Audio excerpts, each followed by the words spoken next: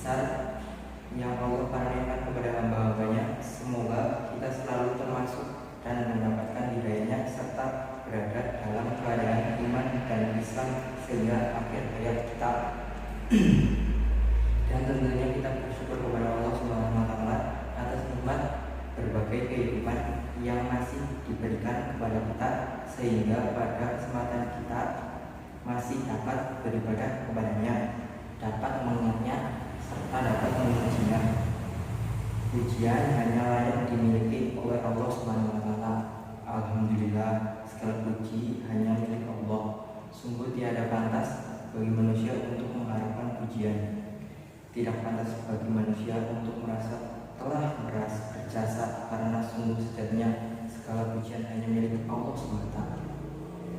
Pada kesempatan yang mulia ini, kami segenap khotib mengajak kepada hadirin sekalian, marilah kita senantiasa meningkatkan keimanan dan ketakwaan kita kepada Allah Subhanahu wa Ta'ala. Takwa dalam hati senantiasa berupa ya dan berusaha untuk selalu menghadirkan Allah dalam setiap situasi dan kondisi dengan cara senantiasa berzikir dan melaksanakan segala perintahnya. Takwa dalam hati kita senantiasa melibatkan Allah dalam setiap persoalan yang kita hadapi dengan cara berdoa, memohon pertolongan dan bermunajat kepadanya, sehingga akan menimbulkan ketentraman dan ketenangan dalam setiap kehidupan kita. Wa ayyuhalladzina amanu taqullaha haqqa tuqatih wa la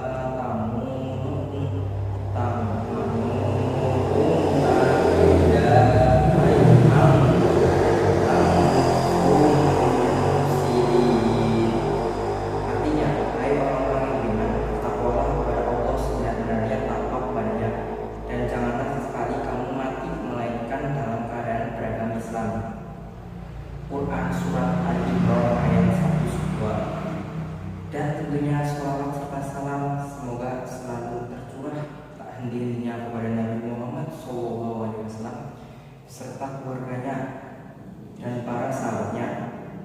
Sidang sholat Jumat yang dirahmati Allah Subhanahu wa Ta'ala. Dalam khotbah Jumat singkat ini, mari kita merenung sejenak tentang apa yang terjadi di sekitar kita saat ini, di mana kita sedang menjalani masa pandemi COVID-19 yang sudah berjalan lebih dari 1 tahun. Sudah banyak orang yang meninggal, tidak sedikit di antara mereka adalah saudara kita. Tiba-tiba sahabat kita meninggal dunia. Siapa saja dan kapan atau di mana saja bisa meninggal dunia. Kullu nafsi ikatum maut. Setiap yang bernyawa akan merasakan mati. Kematian adalah sesuatu yang pasti kita hadapi, sesuatu yang menjadi gerbang dari kehidupan dunia menuju kehidupan akhirat adalah kematian. Masyiral muslimin rahimahullah. Dalam surat Al-Baqarah ayat 28, Allah berfirman, Kaifana furuna billahi wa kuntum amwatan falah ja'um summa yuminukum summa yuhyikum summa ilaihi turja'un.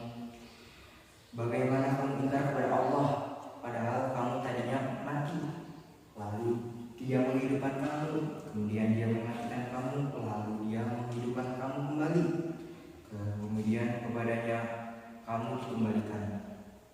Dalam tafsir Ibaini Tafsir dijelaskan bahwa ayat ini menjelaskan akan kekuasaan Allah, dan sungguh aneh orang yang ingkar kepada Allah sementara manusia awalnya tiada, lalu Allah menjadikan ada di muka bumi ini. Ayat ini juga menunjukkan bahwa kita semua pasti mati dan kita semua pasti akan dibangkitkan kembali setelah kematian itu. Jamaah sholat Jumat yang dirahmati Allah Subhanahu wa Ta'ala. Maka apa saja kewajiban kita dalam kehidupan ini sebagai persiapan diri kita sebelum menghadapi kematian? Tentunya ada banyak hal. Namun, setidaknya ada 3 hal yang akan kita bahas pada kesempatan berharga ini. Pertama, beramal baik sebaik mungkin. Dalam surat Al-Mulk ayat 1-2 Allah berfirman, Ya barokal ladzi biyadihil mulku wa huwa ala kulli syai'in qadir alladzi khalaqal mauta wal hayata liyabluwakum ayyakum ahsanu amala wa huwal azizul ghafur. Maha suci Allah yang Maha Kuasa segala kerajaannya, dan Dia Maha Kuasa atas segala sesuatu. 2. Yang menciptakan mati dan hidup untuk menguji kamu siapa di antara kamu yang lebih baik amalnya, dan Dia Maha Perkasa, Maha Pengampun. Masyaallah muslimin rahimahullah. Seperti apakah amalan yang terbaik itu? Salah satu indikatornya adalah pekerjaan itu dilakukan dengan istiqomah. Dalam hadis riwayat Abu Hurairah, Rasulullah SAW bersabda, Fa inna khairul ma'ai li'adwamuhu wa in qalla. Artinya, sesungguhnya sebaik-baiknya pekerjaan adalah yang rutin berkelanjutan. Meskipun itu sedikit, beramal sebaik mungkin juga berarti bahwa pekerjaan itu kita lakukan dengan seikhlas mungkin, semisal semaksimal mungkin dan sesempurna mungkin, baik dalam interaksi kita kepada Allah maupun kepada sesama manusia. Dalam tiap amal kita praktikkan dalam diri kita bahwa bisa jadi itu adalah amal terakhir kita. Masyaallah muslimin rahimahullah. Yang kedua, menyiapkan amal yang terus mengalir pahalanya. Di antaranya yang dapat kita persiapkan adalah dengan memperbanyak amal jariah, ilmu yang bermanfaat, serta mendidik kita menjadi anak yang soleh dan solehah yang dapat membawa kita pulang sebagai hadis Rasulullah Sallallahu Alaihi Wasallam. An Abi Hurairah anna Nabiyya sallallahu alaihi wasallam. Artinya diriwayatkan oleh Abu Hurairah bahwa Rasulullah SAW bersabda, jika manusia mati maka terputuslah amalnya kecuali 3 perkara: sedekah jariah, ilmu yang diambil manfaatnya, dan anak soleh dan salehah. Setelah mendoakan orang tuanya, hari muslim, yang ketiga, berdoa agar diberikan husnul khotimah. Apakah itu husnul khotimah? Di antaranya tanda utama husnul khotimah ialah apabila ia mengucapkan la ilaha illallah di akhir hayatnya.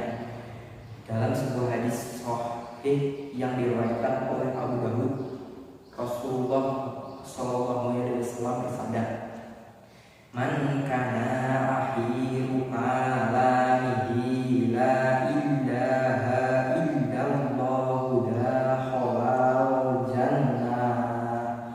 Barang siapa yang akhir perkataannya adalah la ilaha illallah, maka ia akan masuk surga.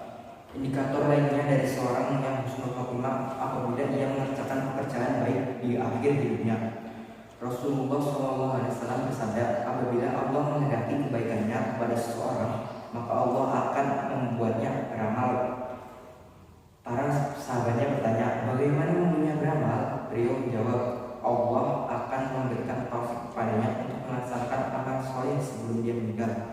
H.R. Ahmad dan Trisbit. Selain berusaha dengan segenap amal soleh untuk mencapai husnul khotimah, kita juga harus selalu berdoa agar Allah memaafkan kita dalam keadaan husnul khotimah. Akhirnya, semoga kita menjadi hamba Allah yang benar